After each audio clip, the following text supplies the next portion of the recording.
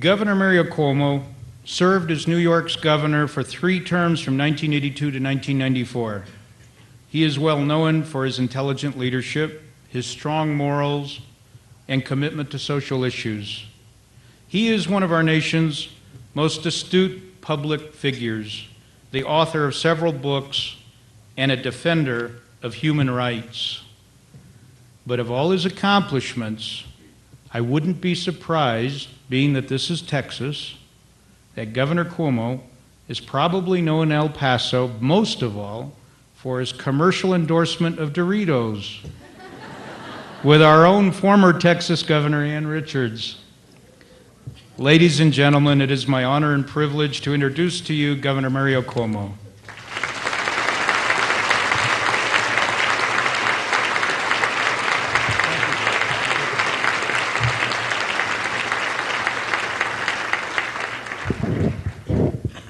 Thank you very much, David, Mayor Francis. Thank you for the keys to the city. I've enjoyed my visit immensely. El Paso is a lovely place. Dick DeBryan, Reverend Dixon, Rabbi Leon, Rabbi Weiss, all the distinguished guests at the dais, especially David and Gerald and Amanda and Joey, who were nice enough to host me for the afternoon. I'm very, very pleased to be in the company of Mr. Henry Kellen, and I want to express to him my admiration, my congratulations for the honor he receives this evening, and then to say to him thank you for your courage and for the amazing grace that allows you, instead of turning to bitterness, to spend your life sharing generously with the rest of us the wisdom you gathered so painfully and so profoundly. So thank you. God bless you. I hope you sound the horn for many, many years to come.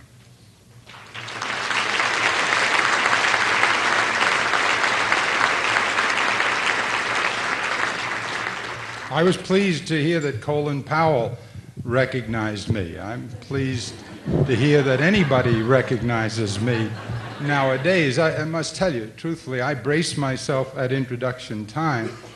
This is not an evening for a great deal of levity, but whenever there is an introduction, I'm stiff until it's over. Why? For some reason, I have been inadvertently, sometimes deliberately savaged by introductions over the years. This is the truth. Only recently, it happened in Kennedy Airport. I had been elected a private citizen in 1994, and this was early 1995. I was alone in Kennedy Airport waiting to go to San Diego, and on the line behind me, this is the truth, there was a couple that looked like Californians. They were well-tanned and eager to get out of New York and back to San Diego, and she was looking at me and whispering to him, and then looking at me and whispering to him. I thought I'd relieve her curiosity, and so I turned and said, "How do you do?" And she said, "You were in politics?" I said, "Yes, I was in politics." She said, "You have an Italian name?" I said, "Profoundly Italian, yes." She said, "Sonny Bono, right?" That's the truth. So that is the truth.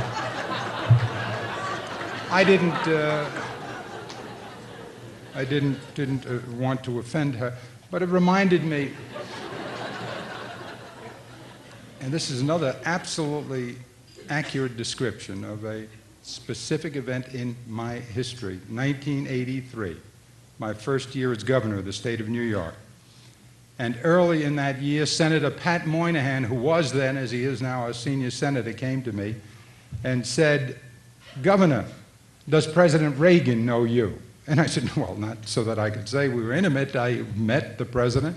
He said, "Well, he ought to know you. You're governor of the state of New York. That's Grover Cleveland. That's Theodore Roosevelt. That's Franklin Roosevelt. That's Rockefeller. That's Dewey. That's Al Smith. That's Harry." I said, "I know." They gave me a list. I memorized all the governor's names. He says, "Are you going to the White House for the party?" There was a party for newly elected officials, and I said, I will be there, and this is what actually happened. Moynihan said, at that party, I'll see you properly introduced. And early in the party at the Blue Room, after the protocols, President Reagan appeared to be free for a little bit, and Moynihan came over and said, as only Moynihan can, this is the propitious moment. And he took me across the floor up to President Reagan, and this is what occurred. He said, Mr. President, I'd like to introduce to you, and before he could get my name out of his mouth, President Reagan cocked his head the way he would, gave that magnificent smile that melts all resistance, said, oh, you don't have to introduce us. I know Lee Iacocca well. I said, guys, that is true. Absolutely, that's exactly the way it happened. And you know, for one terrible moment, there came surging up from the most profound, relieve her curiosity, and so I turned and said, how do you do? And she said, you were in politics? I said, yes, I was in politics. She said, you have an Italian name? I said, profoundly Italian, yes. She said, Sonny Bono, right? That's the truth. No, that is the truth.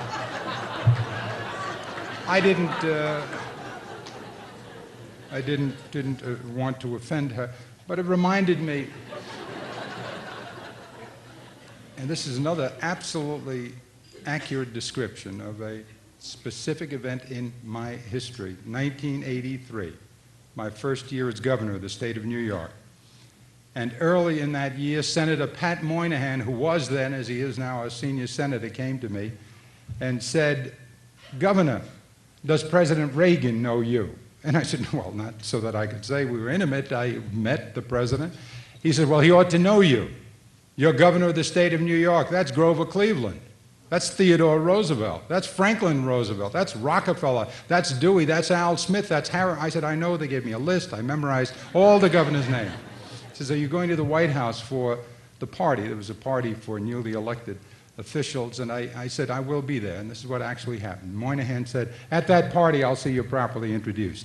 And early in the party at the Blue Room, after the protocols, President Reagan appeared to be free for a little bit, and Moynihan came over and said, as only Moynihan can, this is the propitious moment. And he took me across the floor up to President Reagan, and this is what occurred. He said, Mr. President, I'd like to introduce to you, and before he could get my name out of his mouth, President Reagan cocked his head the way he would, gave that magnificent smile that melts all resistance, said, oh, you don't have to introduce us.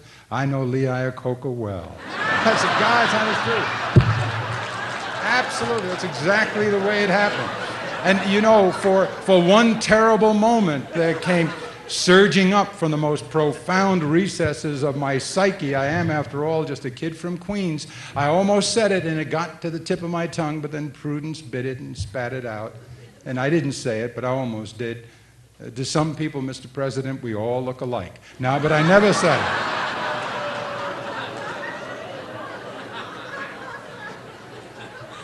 Well, we don't all look alike here tonight, but I hope that when we leave, we can all agree on one thing. This is a great nation, the greatest nation the world has ever seen, the greatest nation perhaps that the world ever even imagined.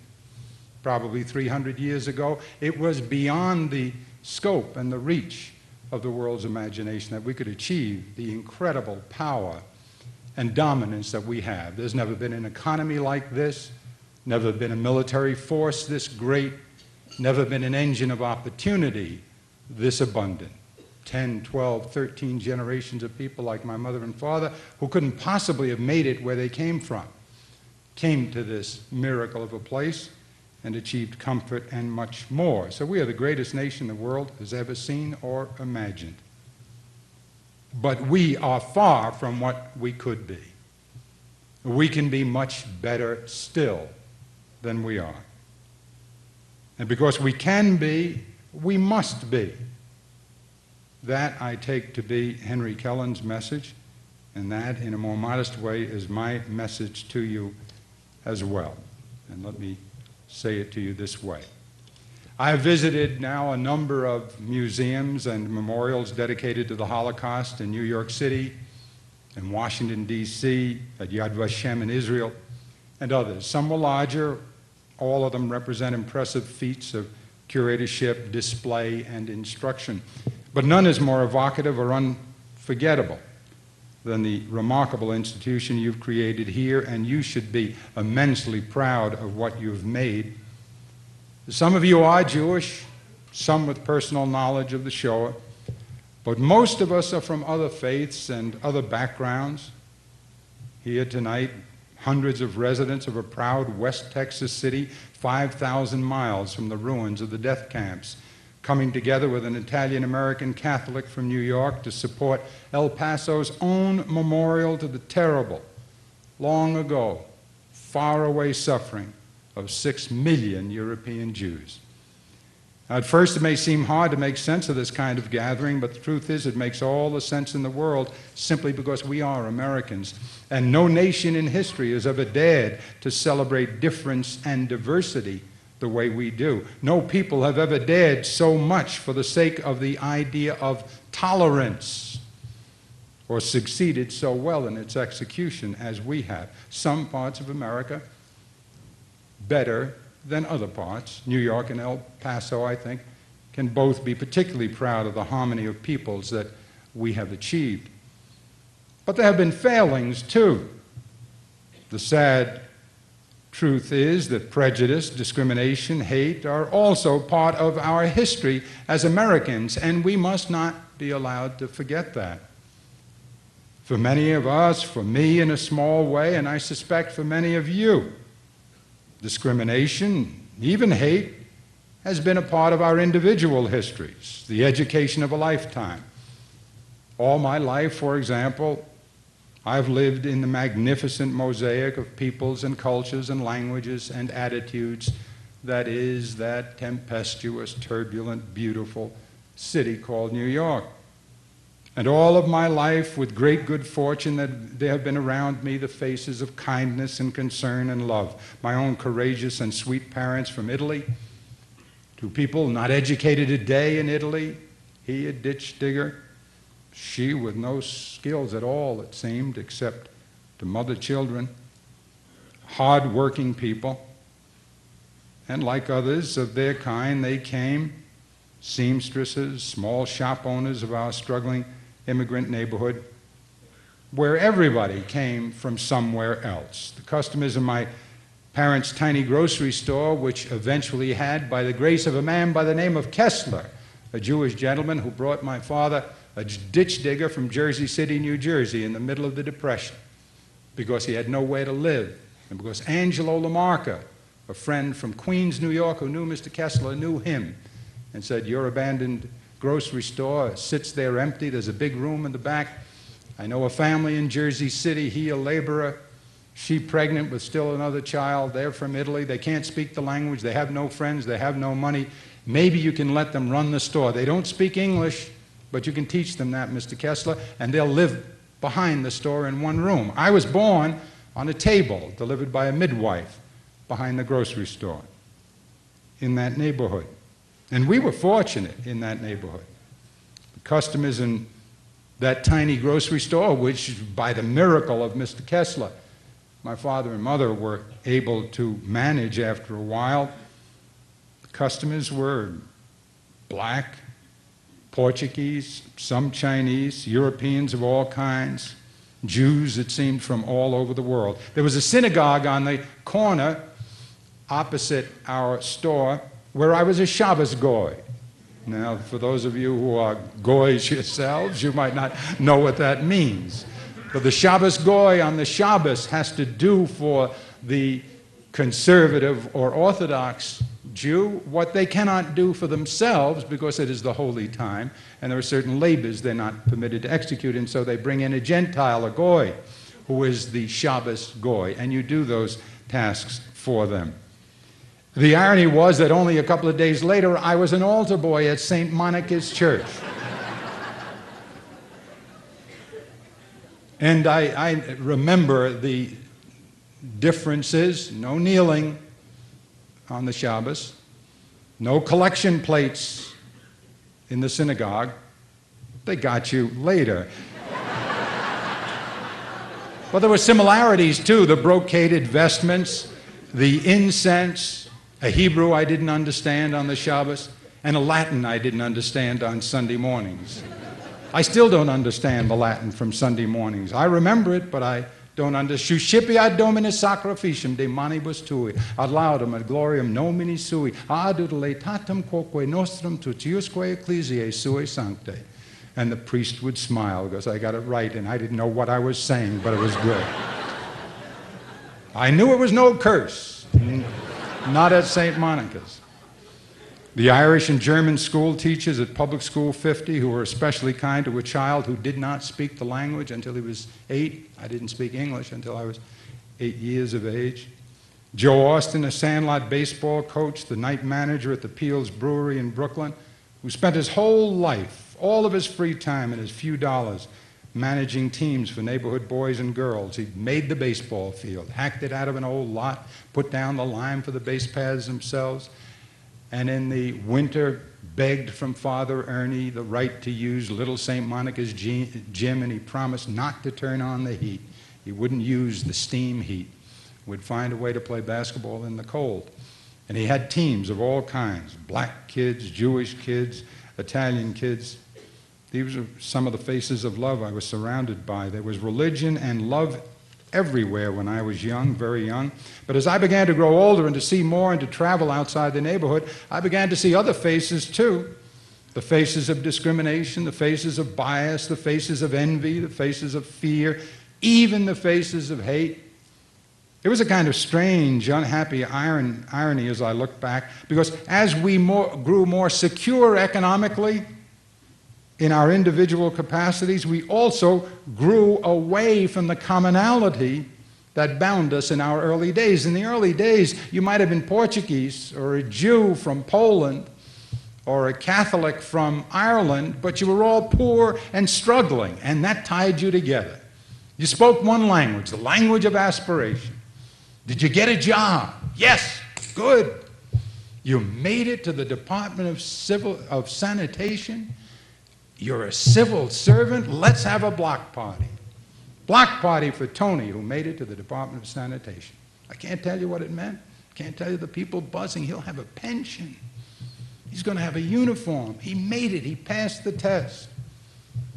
What a glorious time. But then people started making money.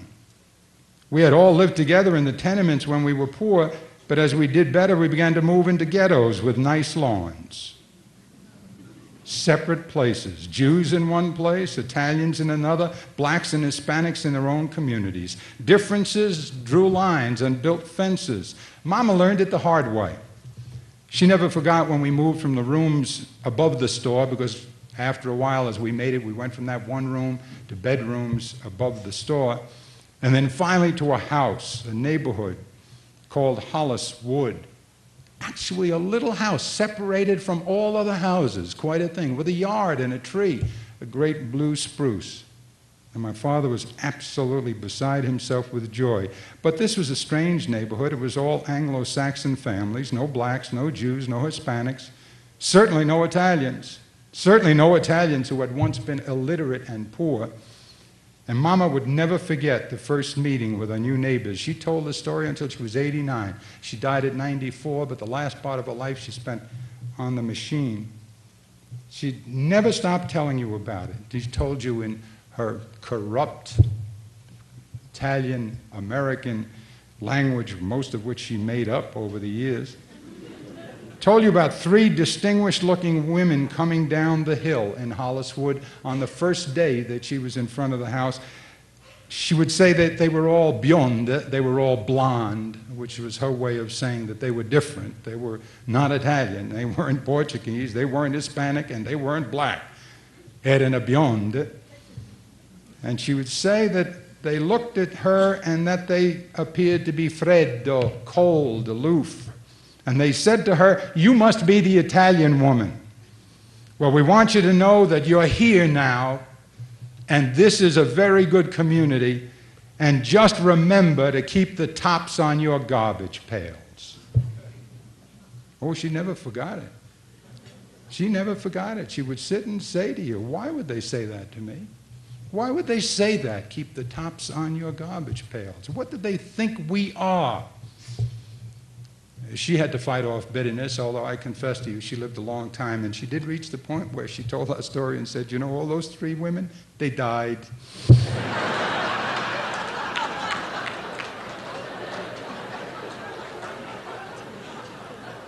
I remember years later when I learned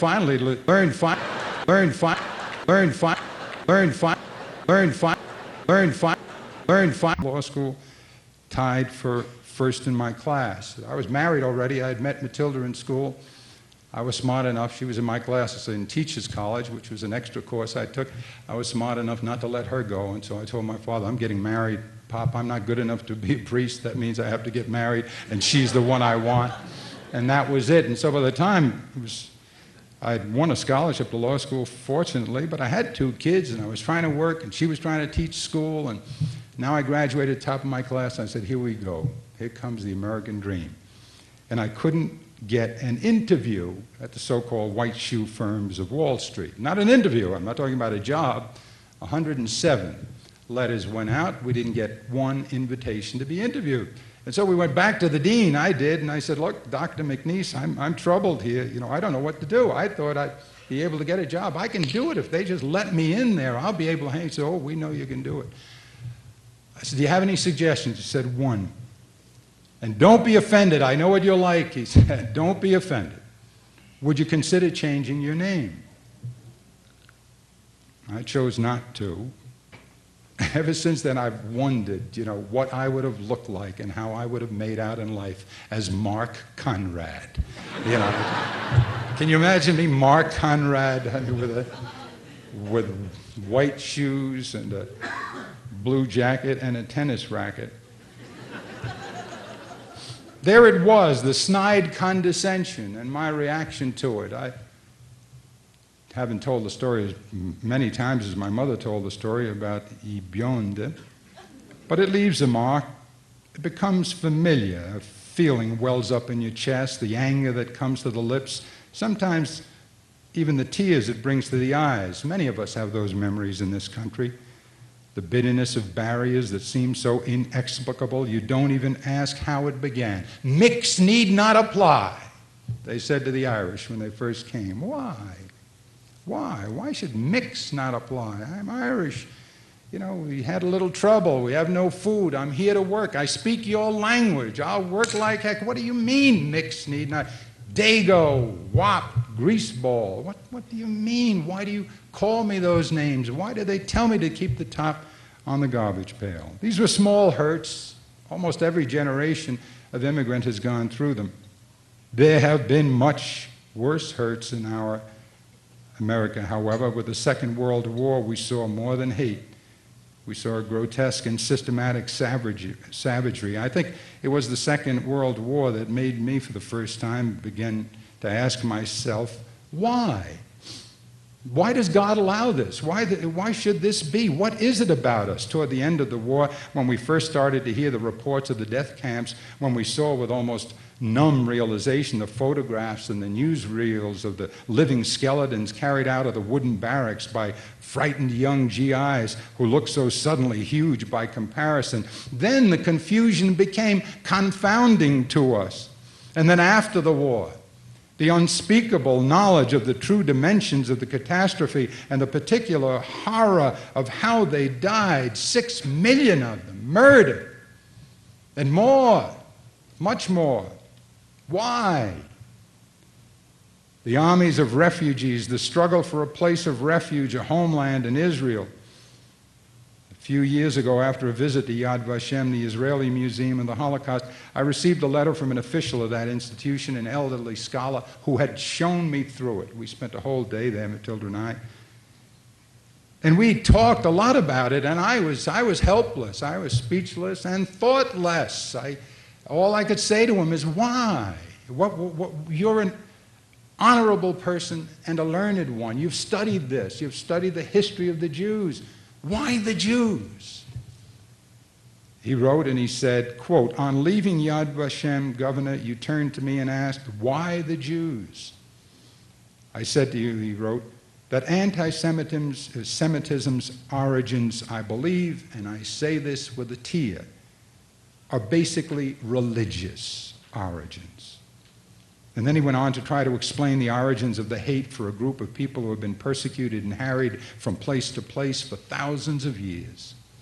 He believed anti-Semitism is not a problem of the Jewish people. It is, as he put it, a disease of the Gentiles from which the Jews are dying. As he explained it, it began in the fear of difference, a fear held in the hearts of the believers of a religion based on love, Christianity. I still have had difficulty dealing with that.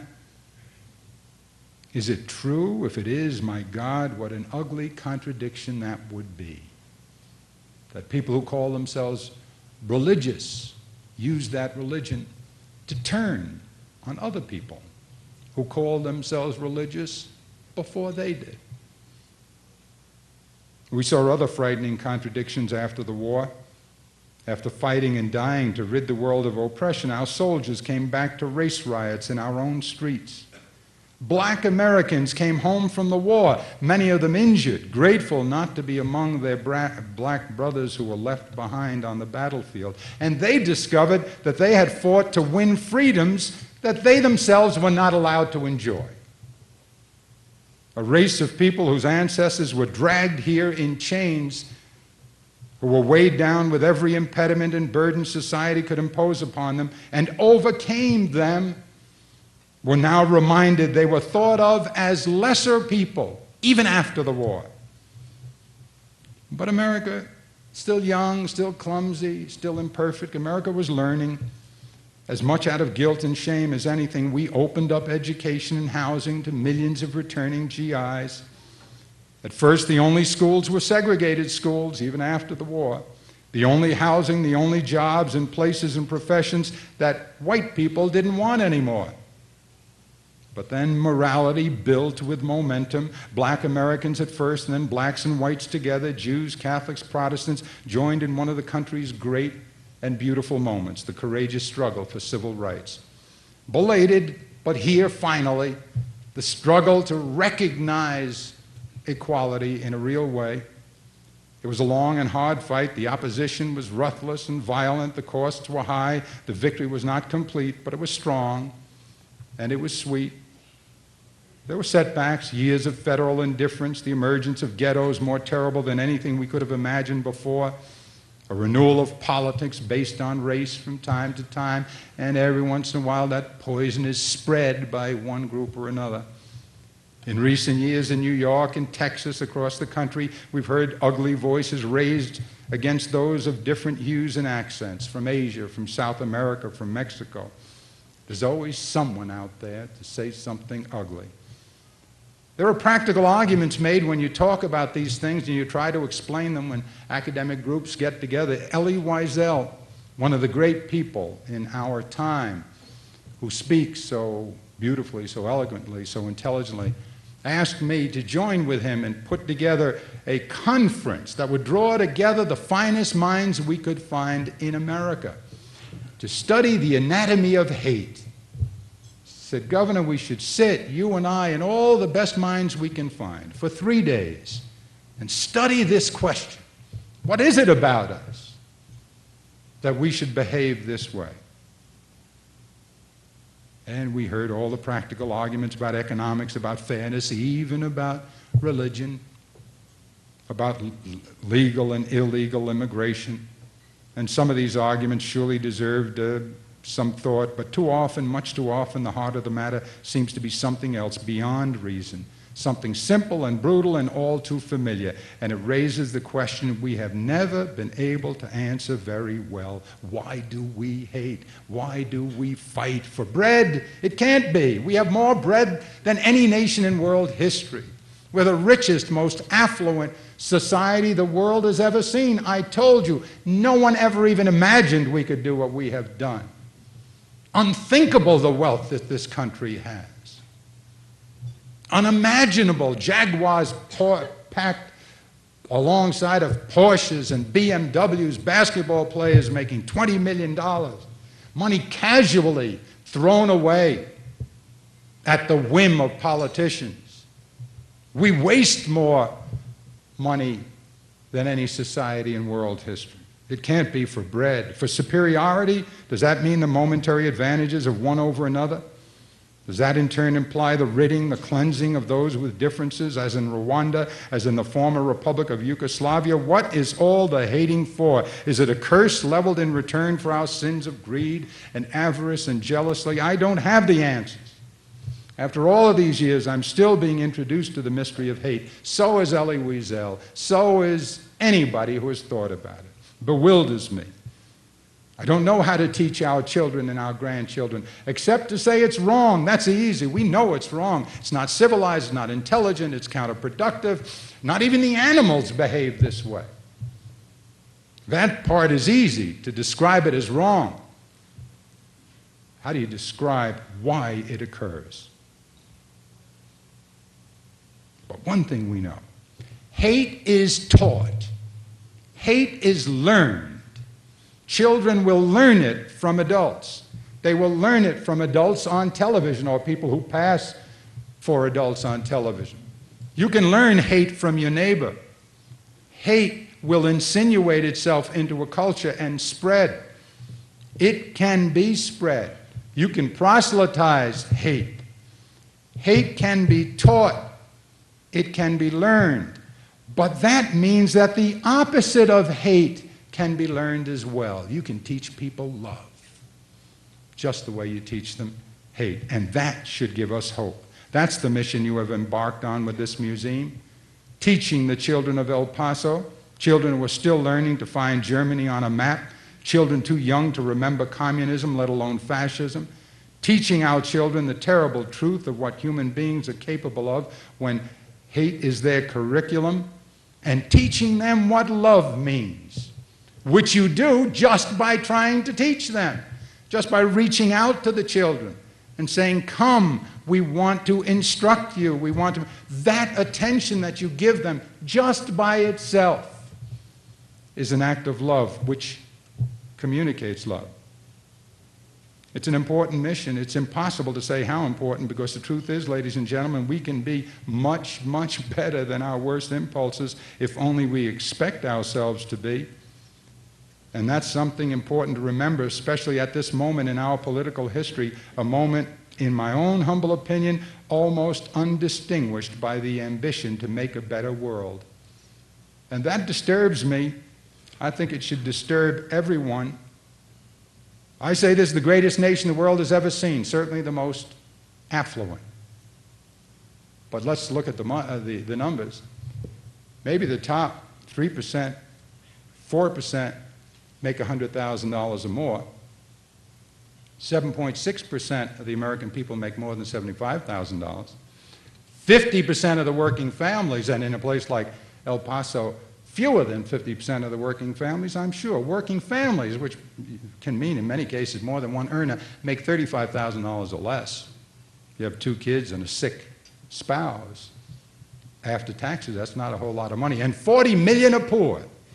1 out of every 4.5 children growing up in poverty. Now, what about that? What about the millionaires and billionaires? More millionaires and billionaires than ever.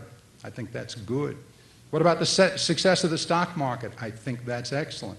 What about the fact that you could get out of mutual funds 30% if you had them in somebody's hands who knew how to invest a couple of years ago, last year, maybe 16%.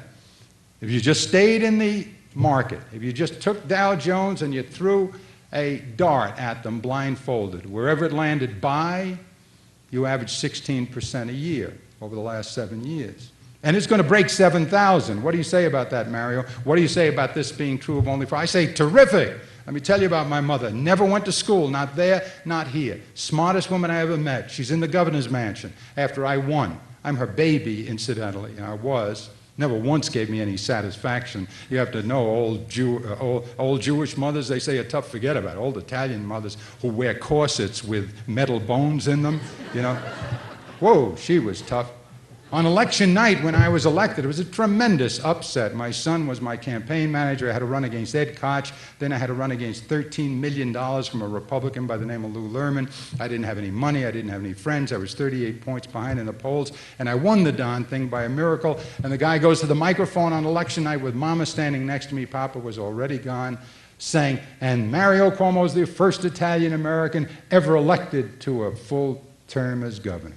And I said to my mother in Italian, well, what do you think of your baby now, Ma? She says, it's no bad, but when are you going to be judge? So now she's in the governor's mansion. Now she's in the governor's mansion where Grover Cleveland and Theodore and all those guys used to be, and I'm the governor. And I was 12 years, not bad. You know, nobody but Rockefeller did that, and he had to pay for it.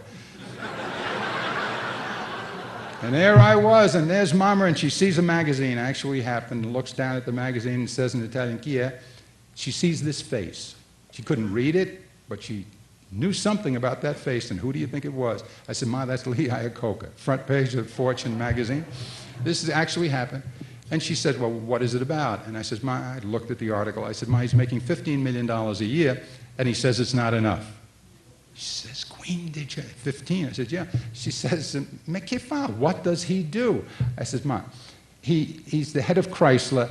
He makes automobiles. And my mother, very small lady, beautiful face, wonderful mind, said, what's the matter? You don't know how to make an automobile? See, because to my mother, you know, the American dream is not to settle for comfortable middle class. You know, what? As far as being a governor wasn't bad. She thought that was all right, although she didn't like politicians. She didn't trust us. I mean, she thought I lost part of my soul when, you know, I became corrupted late in life and turned to politics. She really felt that way. So did my father. They couldn't understand why, because I had been suing politicians for most of my youth. But the idea that Lee Iacocca could make it, she was all for that. That is the secret to American success. That kind of holy ambition that says, without cheating, just with work, you can be a black kid from the Bronx who goes to school, becomes the commander-in-chief of the greatest army the world has ever seen, and then they beg you to run for president, Colin Powell, God bless you. And you can go out now and get rich? Yes, sir. So I'm all for that. I'm all for the growth of that top. We should all be aspiring to that. The problem is that while the top is growing, the middle is sinking. Middle-class people are making less than they used to, and the anger is growing in the middle class, because now they're turning around and saying, you know, we're no longer assuming ascendancy. We used to be able to take for granted, we'd keep going up. Now we're sliding backwards. We're making less. If you look at the inflation numbers, unless you have extra earners, you're making less money. And we have a fear that it's not going to get better for us. And that created such anger that it had to be displaced somehow. So how did they displace it? The people who make the decisions in this country. They turned the anger of the middle class downward toward the poor. They somehow created the impression that the reason you're suffering in the middle class is because that little girl who's 16, surrounded by pimps and prostitutes and debasement in the New York City suburb, ghetto where she's growing up, where there's gunfire. At the age of 2.5, she becomes familiar with its sound before she's ever heard an orchestra. By the time she's 13, 14, she's about to become a woman. All the young guys are off to jail. Everything is disaster in this great city of New York. The school building is falling. The high-rise that she lives in is a slum. The police won't even enter the building. There's no point in going to school because there's going to be no job. There's no point in wanting to get married because there's nobody to marry. So I'm going to make a baby because at least it's something that will love me and I will love. That's the truth of her situation. What about her? What do we say to her? What do we do about this? Well, what's happening is that America is saying, in effect, there's nothing you can do about any of these situations. This is the free enterprise system.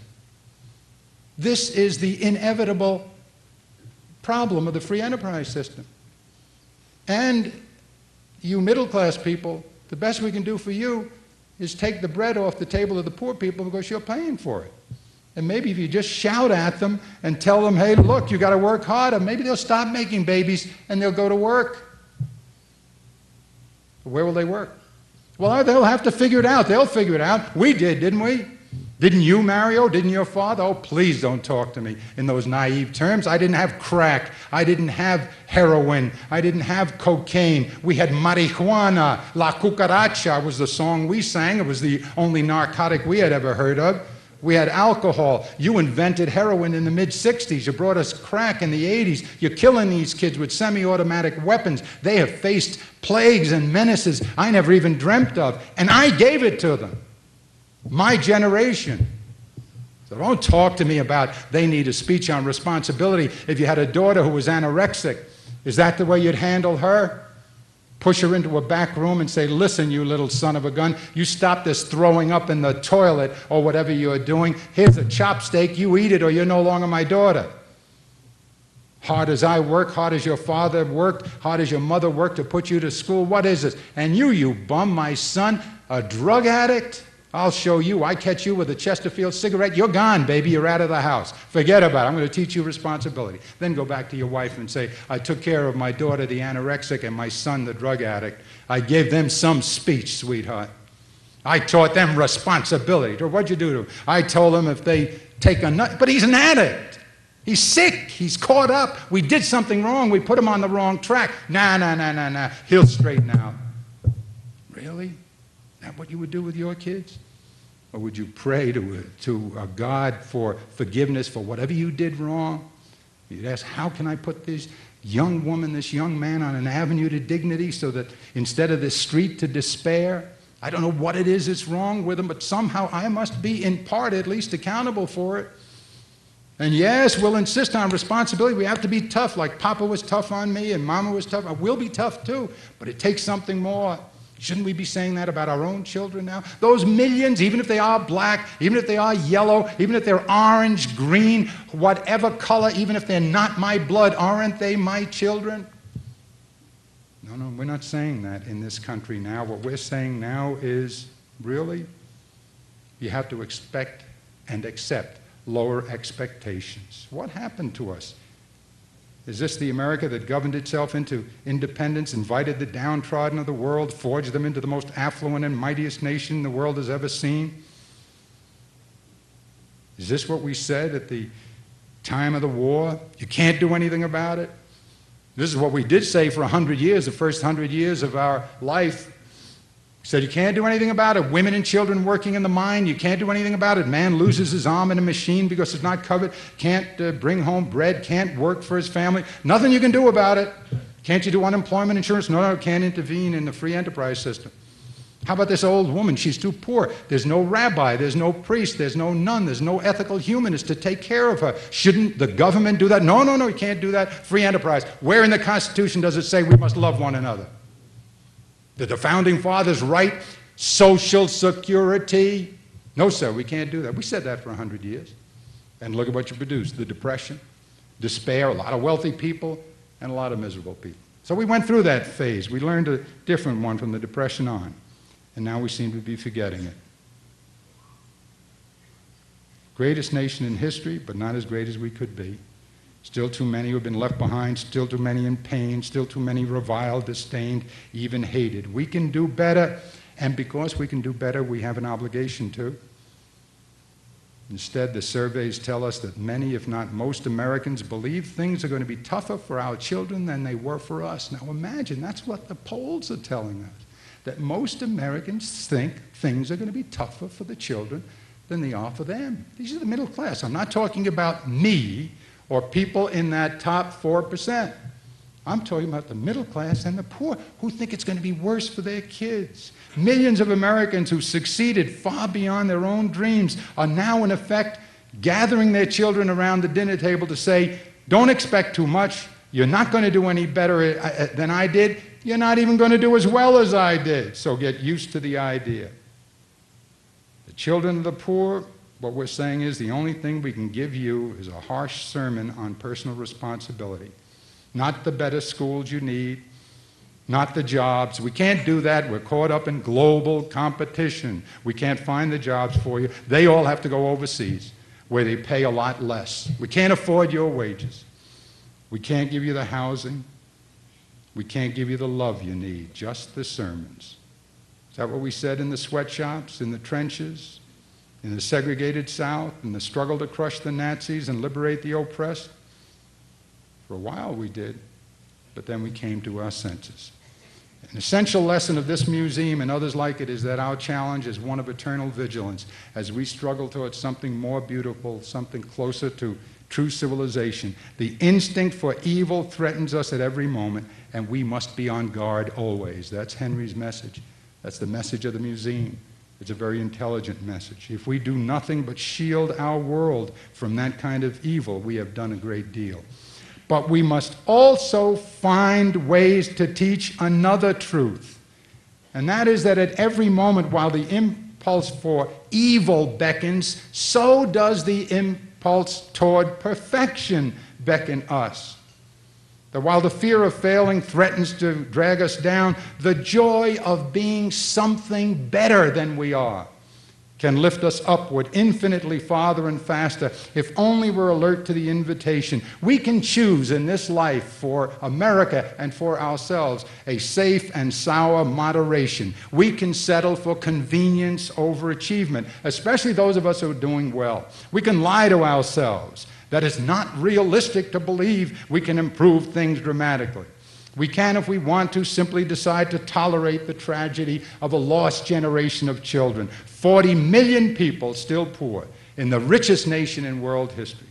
Acts of hate and violence exploding at intervals.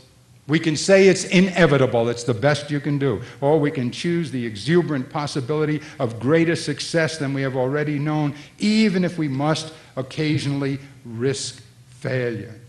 You know who understands this better than anybody, in my humble opinion?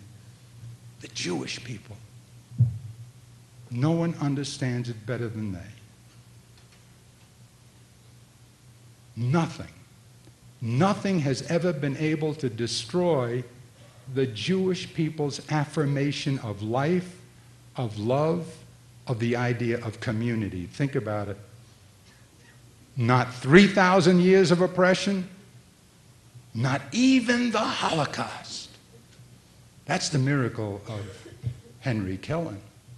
Standing up here and instead of taking this mic and cursing the people who killed him and spending the rest of his life in rage, he says we must learn to love one another. That's his message. That's the Jewish message. It starts in ancient time, because when the Hebrew asked, "What would you have of me, Lord?" the answer always came down in two parts. One, tzedakah. Tzedakah. You ought to treat everyone as your brother or sister, not out of option, not because you choose to, but because you must, because you are obliged, because the righteous thing is to treat everyone, however reviled, however humble, as your brother and sister. And then what do I do, God, now that I think of everybody as my equal, my brother? Tikkun olam, repair the universe. Me, Lord? How can I repair the universe? I'm being oppressed, I'm being chased, I'm poor, I can't handle my 3 daughters, I'm Tevye, I keep coming to you for help, I can't get my daughters to listen to me. Do what you can.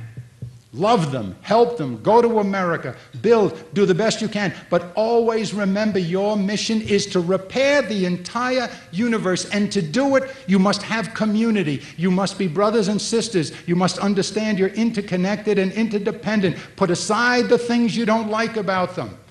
They are your brothers and sisters. And with your arms locked, you will have the strength it takes to repair the universe. The Christians learned that from the Jews. That's what caritas is, charity. It's tzedakah. Caritas, charity, the first rule. What is my mission, God? Do you want to know your mission? Love one another as you love yourself for the love of me. That's tzedakah. That's right. And I told them first. And then what do, Lord? What you do, that's easy. I made the world, I didn't finish it. You ought to be collaborators in creation. Teilhard de Chardin, the great French Jesuit. God so loved the world that he made man to enjoy it, to make it better. It's imperfect. People kill one another, 6 million at a time. And it's our job to make it better, to make it through love, to make it through community. And we can meet that challenge. A great black leader, Nelson Mandela, understood this moment in time and this feeling. When he told us all that, he was speaking to his own people, but he told us all, Nelson Mandela, heroic, great, giant of a man. Our deepest fear, he said, is that we are inadequate. Our deepest fear is that we are not powerful enough. But it is our light, not our darkness, that most frightens us. We ask ourselves, trembling, who am I to think I can be brilliant, gorgeous, fabulous, successful? Actually, who are you not to be? You are a child of God. We were born to make manifest the glory of God within us, and as we let our light shine, we unconsciously give other people permission to do the same. As Americans, I believe that's our challenge. We must let this stunning memorial here in El Paso and all the other powerful reminders of our imperfection spur us to think again, to cry again, to swear again that this will never be allowed again. That we will stop it, you and I, the survivors and the witnesses, by coming together, by offering the world good instead of evil together, by recognizing we are all children of one God, that we are all brothers and sisters, however different the accidents of our complexion or our culture, by turning our indifference into concern, our fear into understanding, our hate into love. That is the redemption. That is the only real success, and we must have it or deem ourselves forever failed. And when one day we succeed completely, when one day we come to understand that we are truly all in this together, that we are capable of magnificent things if only we will share our benefits and burdens together. When one day we finally do that, then we can build new monuments to our glory instead of to our shame.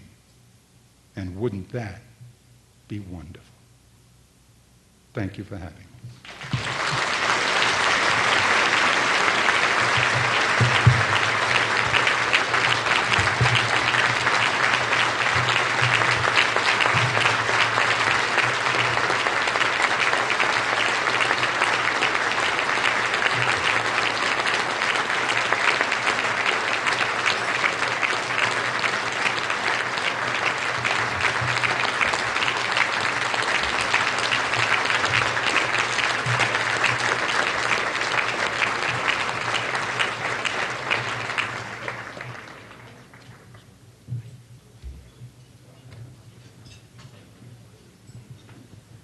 Thank you, Governor Cuomo.